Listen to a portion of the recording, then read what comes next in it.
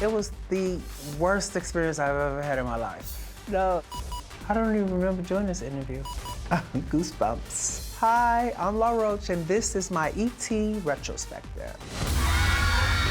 Oh, wow. So this clip is the very first time that I was able to dress Zendaya. Look at her, slaying.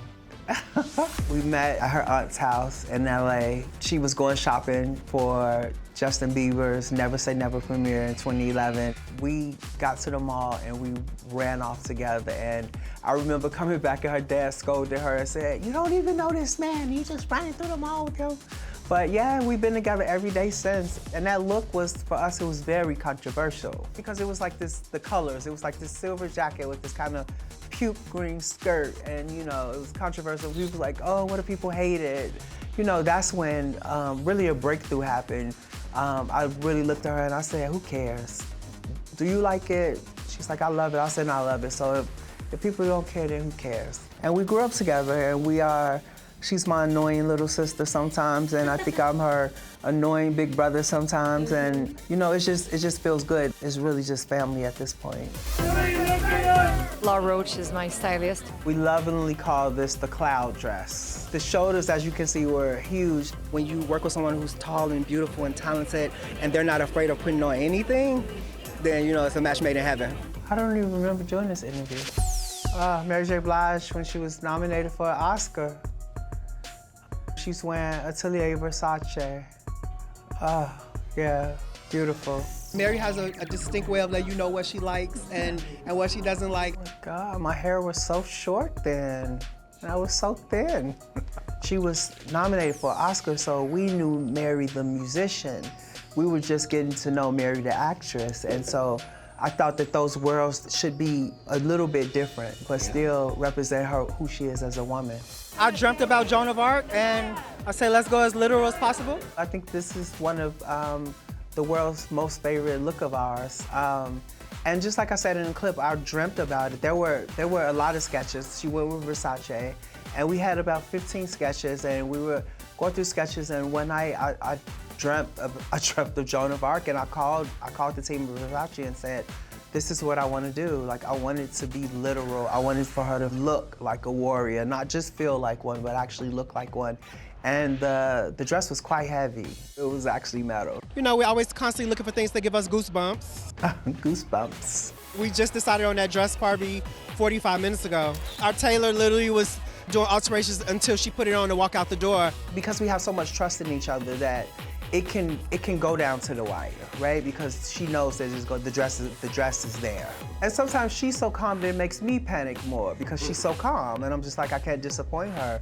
And yeah, you know, it's been 13 years and I still don't want to ever disappoint her. So sweet. This was my first Met, so I didn't know to turn around to take pictures. So that's why, for the most part, she started backing me because I wasn't properly trained. We love to tell stories and we love to create a narrative. And until this point, she was, maybe some would say, the reigning Disney princess. She was on KC Undercover, and she was leaving that to go do Euphoria, which was a totally different world from where we had saw her living before. And this was kind of like the swan song, and we were shedding the Disney princess thing and moving into a more grown-up, R-rated version. From Euphoria, Zendaya. This is the first time that you ever saw her in something that felt sexy. And it was also, for us, it was, you know, there's a thing in Hollywood with redheads and green dresses, and we've never saw a black girl with red hair and a green dress and being celebrated for that. So the story was twofold. You know, it was partially that, and just, you know, now she's in a place where she can feel a little sexier because she was doing something a little different. Because one thing about Zendaya, she never wanted to outgrow the people who loved her, and that was her fans from Disney. Moving on now to Ariana Grande. This is the 2020 Grammys. She's wearing Giambattista Valley. Giambattista's a friend of mine, and so he rarely does custom.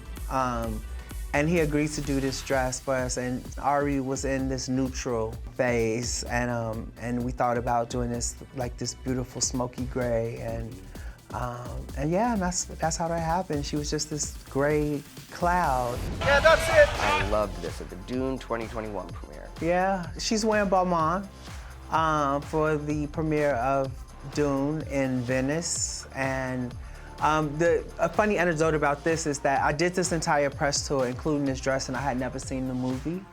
I only had stories from her and talking about being, you know, in the sand with this suit. The still suit is what they call it. Celine Dion Grammys 2024. I'm happy to be here. This was emotional for me. Yeah, very emotional.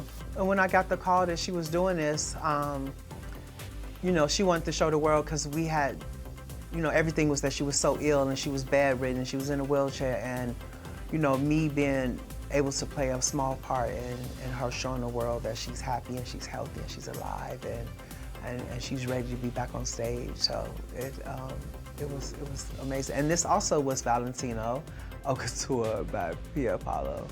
All right, very final clip. Final clip, Yeah. Dune. Yeah. Why did she almost back out of wearing this outfit? Was it the heat? I don't technically remember why she wanted to back out of it, because in my mind I just knew this was the look and that, you know, that she would wear it. It's such a strong look, and it was, again, metal. And when we did have our first fitting, she kind of overheated a little bit, so I think that was one of the things. But you know, she is who she is, and she does what she does, you know, and that's Zendaya. Of course, Law played a big part in Zendaya's 4 next-level Met Gala looks this year, including this vintage Givenchy couture from the year Zendaya was born. We bought that dress. She owns that dress. Some people like to borrow, but we always buy because we think that we're just, you know, helping out small businesses. It's just all divine. I came in and I saw the dress, and she had the train folded, so I had no idea how long it was. And I was like, what is this? And she was like, oh, this is John Galliano when he was at Givenchy. Yeah, it was meant to be. Now, the image architect joined forces with another star who has a fashion all her own, Julia Fox.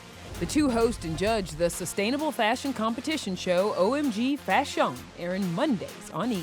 Hashtag, oh my God, what the fox? I hope the show brings people joy, and I hope they can watch it with their families and laugh, because it is so campy and so stupid. What is it like working alongside Julia Fox for this series? It was the worst experience I've ever had in my life. No, Julia is like the coolest, down to earth. She doesn't take herself seriously, which I love because I don't take myself seriously either. And I don't know, she just set the tone and the atmosphere of the set, and you know, she gave me the opportunity to just be authentic and crazy and kooky, and you know, we had a lot of fun. Why so important to help champion these up-and-coming designers? Why not? I think it's a responsibility. I've always wanted my legacy to be more than just putting pretty girls in pretty dresses. You know, I wanted to leave a whole community of people that I helped in some type of way.